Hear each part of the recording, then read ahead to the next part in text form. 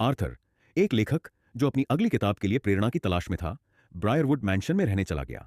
यह हवेली शहर से दूर एक शांत और सुनसान जगह पर स्थित थी।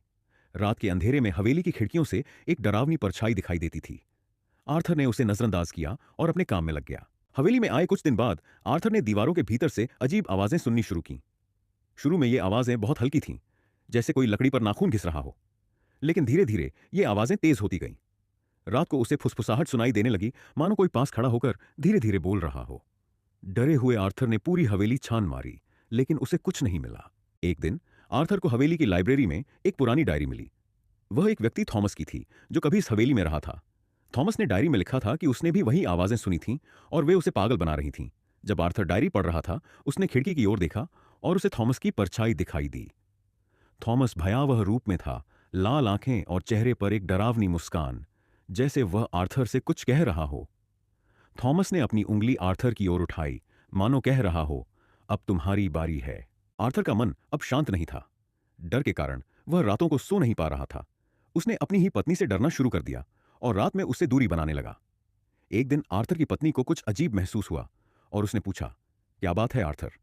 आर्थर ने कुछ नहीं बताया और चुपचाप अपने कमरे में लौट गया। आखिरकार आर्थर पूरी तरह पागल हो गया।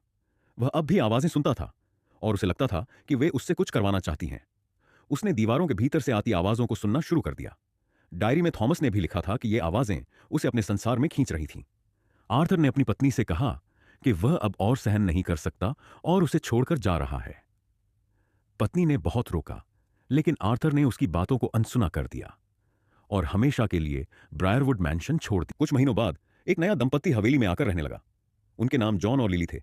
वे अपने नए घर में बहुत खुश थे, लेकिन रात के अंधेरे में अचानक लिली को कुछ आवाजें सुनाई देने लगीं, मानो कोई लकड़ी पर नाखून घिस रहा हो। लिली डर गई और उसने जॉन को इसके बारे में बताया। जॉन को कोई आवाज नहीं सुनाई दी, लेकिन लिली बार बार वही आवाजें सुनती रही। फिर एक रात लिली ने जॉन से कहा, मुझे लगता है इस घर में कोई और भी है। जॉन ने उसे समझाया कि यह उसकी कल्पना मात्र है, लेकिन लिली जानती थी कि यह सिर्फ उसकी कल्पना नहीं थी। कहानी यहां खत्म होती है, लेकिन यह तो बस शुरुआत है। अगर आपको यह पसंद आया हो तो कृपया लाइक करें, शेयर करें और हमारे चैनल को सब्सक्राइब करें।